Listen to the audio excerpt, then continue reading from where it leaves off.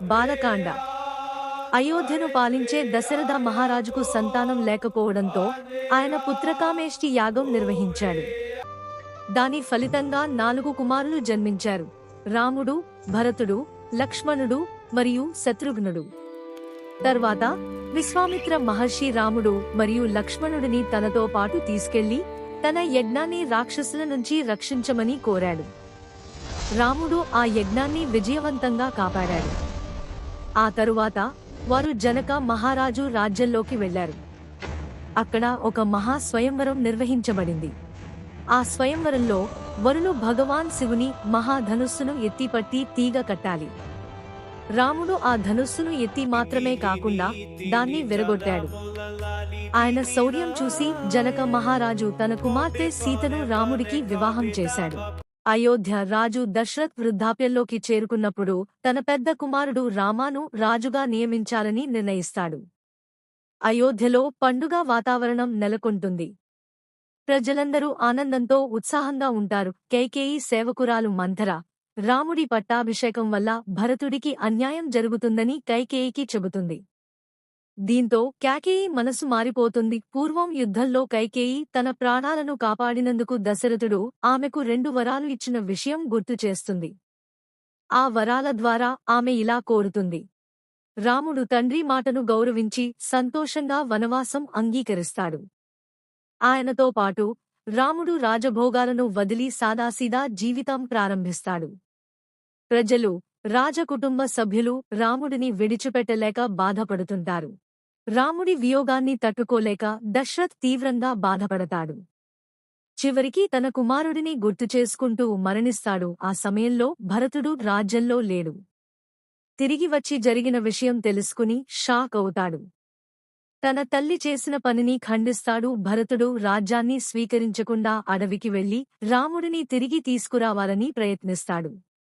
కాని రాముడు తండ్రి మాటను పాటించాలనే తన నిర్ణయాన్ని మార్చుకోడు. భరతుడు రాముడి పాదుకలను తీసుకుని అయోధ్యకు తిరిగి వస్తాడు. ఆ పాదుకలను సింహాసనంపై ఉంచి తాను రాముడి ప్రతినిధిగా రాజ్యాన్ని పాలిస్తాడు. అయోధ్యను విడిచిపెట్టిన తర్వాత శ్రీరాముడు, సీత మరియు లక్ష్మణుడు దండకారణ్యంలోకి ప్రవేశిస్తారు. అక్కడ అనేకమంది మహర్షులను కలుస్తారు. వారు రాక్షసుల వల్ల ఇబ్బందులు పడుతున్నారని చెప్పి తమను రక్షించాలని రాముడిని కోరుతారు. రాముడు వారికి రక్షణ ఇవ్వాలని మాట ఇస్తాడు. తరువాత వారు గోదావరి నదీ తీరంలోని పంచవటి అనే ప్రదేశంలో నివసించసాగారు. అక్కడ లక్ష్మణుడు ఒక చిన్న ఆశ్రమం నిర్మిస్తాడు. వారు ప్రశాంతంగా జీవనం సాగిస్తుంటారు. ఒక రోజు రావణుడి చెల్లెలైన శూర్పణఖ అక్కడికి వస్తుంది. రాముడి అందాన్ని చూసి అతనిపై ప్రేమలో పడుతుంది. రాముడు ఆమెను తిరస్కరిస్తాడు. తరువాత లక్ష్మణుడిని పెళ్లి చేసుకోవాలని ప్రయత్నిస్తుంది. ఆమె సీతపై దాడి చేయడానికి ప్రయత్నించడంతో లక్ష్మణుడు కోపంతో ఆమె ముక్కును, చెవులను కోసేస్తాడు. అవమానంతో కోపంగా ఉన్న శూర్పణఖ తన అన్నలైన ఖర, దూషణ దగ్గరకు వెళ్లి ఫిర్యాదు చేస్తుంది. శూర్పణఖ మాటలు విని ఖర, దూషణ పెద్ద సైన్యంతో వచ్చి రాముడిపై దాడి చేస్తారు. కాని రాముడు తన పరాక్రమంతో వారిని మరియు వారి సైన్యాన్ని సంహరిస్తాడు. ఈ విషయం తెలుసుకున్న రావణుడు కోపంతో సీతను అపహరించాలని నిర్ణయించుకుంటాడు. తన సహాయకుడైన మారీచుని పిలిచి అతనిని బంగారు జింకగా మారమని చెబుతాడు. పంచవటిలో ఆ బంగారు జింకను చూసిన సీత అది చాలా అందంగా ఉందని భావించి రాముడిని దానిని పట్టుకుని తీసుకురమ్మని అడుగుతుంది. సీత కోరిక మేరకు రాముడు ఆ జింకను వెంబడిస్తూ అడవిలోకి వెళ్తాడు. కొంతసేపటి తర్వాత మారీచుడు రాముడి స్వరంలో "హా లక్ష్మణ" అని అరుస్తాడు. అది విని సీత భయపడుతుంది. రాముడికి ప్రమాదం జరిగిందని భావించి లక్ష్మణుడిని వెంటనే వెళ్లమని బలవంతం చేస్తుంది. లక్ష్మణుడు సీతను ఒంటరిగా వదిలి వెళ్లిపోతాడు. ఈ అవకాశాన్ని ఉపయోగించుకున్న రావణుడు ఒక సన్యాసి వేషంలో వచ్చి సీతను మోసం చేస్తాడు. ఆ తరువాత తన అసలు రూపం చూపించి సీతను బలవంతంగా అపహరించి పుష్పక విమానంలో లంకకు తీసుకుపోతాడు. సీతను తీసుకెళ్తున్నప్పుడు జటాయువు అనే వృద్ధ గరుత్మంతుడు రావణుడిని అడ్డుకుంటాడు. అతను ధైర్యంగా పోరాడుతాడు. కాని రావణుడు అతన్ని తీవ్రంగా గాయపరుస్తాడు. రాముడు తిరిగి వచ్చి సీత కనిపించకపోవడంతో చాలా బాధపడతాడు. లక్ష్మణుడితో కలిసి అడవిలో వెతుకుతాడు. మార్గమధ్యంలో గాయపడ్డ జటాయువును చూసి జరిగిన విషయాన్ని తెలుసుకుంటాడు. జటాయువు అక్కడే ప్రాణాలు విడిచిపెడుతుంది. రాముడు అతనికి అంత్యక్రియలు చేసి సీతను వెతకాలని సంకల్పిస్తాడు. వెతుకుతూ వెళ్తూ రాముడు శబరి అనే భక్తురాలిని కలుస్తాడు. ఆమె ఎంతో భక్తితో రాముడికి పండ్లు సమర్పిస్తుంది. ఆమె ఆశీర్వాదంతో రాముడు ముందుకు సాగుతాడు. ఒకరోజు అడవిలో తిరుగుతూ శ్రీరాముడు మరియు లక్ష్మణుడు చాలా బాధగా ఉన్నారు. ఎందుకంటే రాక్షస రాజు రావణుడు సీతమ్మను తీసుకెళ్లాడు. సీతమ్మ ఎక్కడ ఉంది అని వెతుకుతూ వారు అడవిలో ముందుకు సాగారు. అలా వెళ్తుండగా ఒక కొండ దగ్గర ఒక మంచి కోతి వారిని గమనించింది. ఆ కోతి పేరు హనుమంతుడు. హనుమంతుడు చాలా తెలివైనవాడు, ధైర్యవంతుడు. అతను రాముడి దగ్గరకు వచ్చి అడిగాడు, మీరు ఎవరు? ఎందుకు ఇలా బాధగా ఉన్నారు? రాముడు తన కథ చెప్పాడు. సీతమ్మను వెతుకుతున్నామని చెప్పాడు. హనుమంతుడు చాలా సంతోషపడి చెప్పాడు, నేను మీకు సహాయం చేస్తాను. హనుమంతుడు రాముడిని తన రాజు సుగ్రీవుడు దగ్గరకు తీసుకెళ్లాడు. సుగ్రీవుడు కూడా తనకు ఒక పెద్ద సమస్య ఉందని చెప్పాడు. అతని అన్నవాలి చాలా బలవంతుడు. అతను సుగ్రీవుడిని రాజ్యం నుంచి పంపించాడు. రాముడు సుగ్రీవుడికి సహాయం చేయాలని నిర్ణయించుకున్నాడు. ఒకరోజు సుగ్రీవుడు వాలిని యుద్ధానికి పిలిచాడు. రాముడు దూరం నుంచి బాణం వదిలి వాలిని సంహరించాడు. అలా సుగ్రీవుడు తిరిగి కిష్కింధ రాజుగా అయ్యాడు. అతను రాముడికి మాట ఇచ్చాడు, సీతమ్మను కనుక్కోవడానికి నేను సహాయం చేస్తాను. తర్వాత సుగ్రీవుడు తన వానర సైన్యాన్ని నలుదిక్కులకు పంపించాడు. సీతమ్మ ఎక్కడ ఉందో వెతకండి అని ఆదేశించాడు. హనుమంతుడు కూడా తన స్నేహితులతో కలిసి సీతమ్మ కోసం బయలుదేరాడు. హనుమంతుడు ఒక పెద్ద కొండ మీద నిలబడి ఒక గొప్ప జంప్ తీసుకున్నాడు. అతను ఆకాశంలో ఎగురుతూ పెద్ద సముద్రాన్ని దాటాడు. మధ్యలో అతనికి కొన్ని అడ్డంకులు వచ్చాయి, కాని అతను తెలివిగా వాటిని దాటేశాడు. హనుమంతుడు చిన్న కోతి రూపంలో లంకలోకి చొరబడ్డాడు. అక్కడ చాలా అందమైన రాజభవనాలు ఉన్నాయి. అతను ఎక్కడికక్కడ వెతికాడు.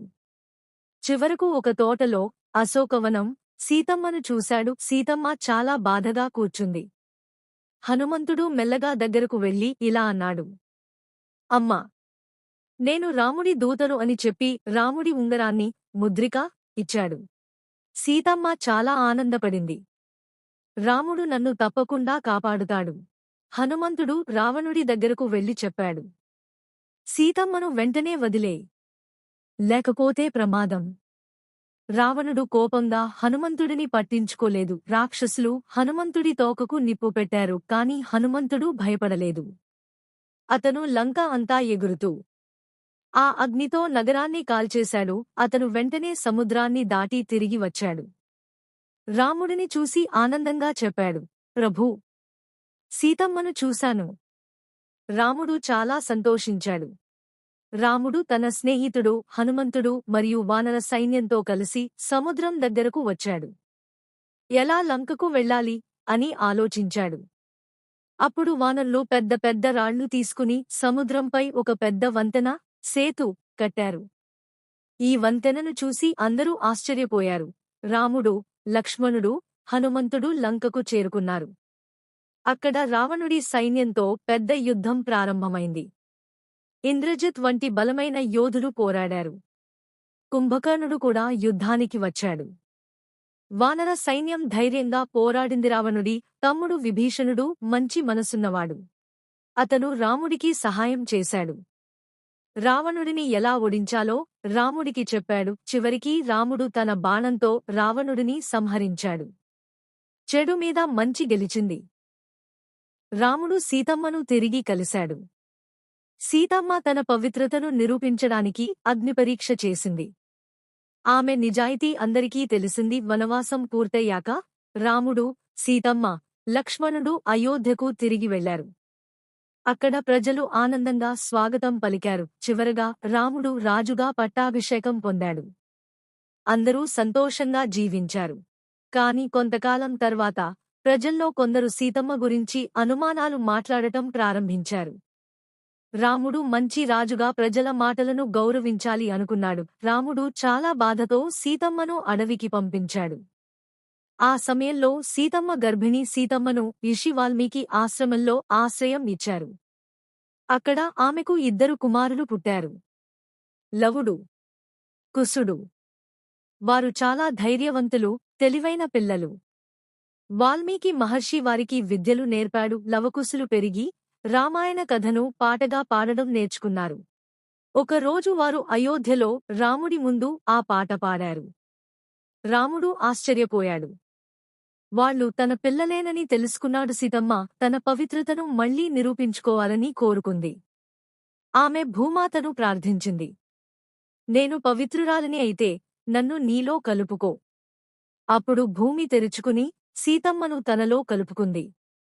సీతమ్మ లేకుండా రాముడు చాలా దుఃఖించాడు. కొంతకాలం తర్వాత తన అవతారాన్ని ముగించేందుకు నిర్ణయించాడు. రాముడు సరియు నదిలో ప్రవేశించి వైకుంఠానికి చేరుకున్నాడు.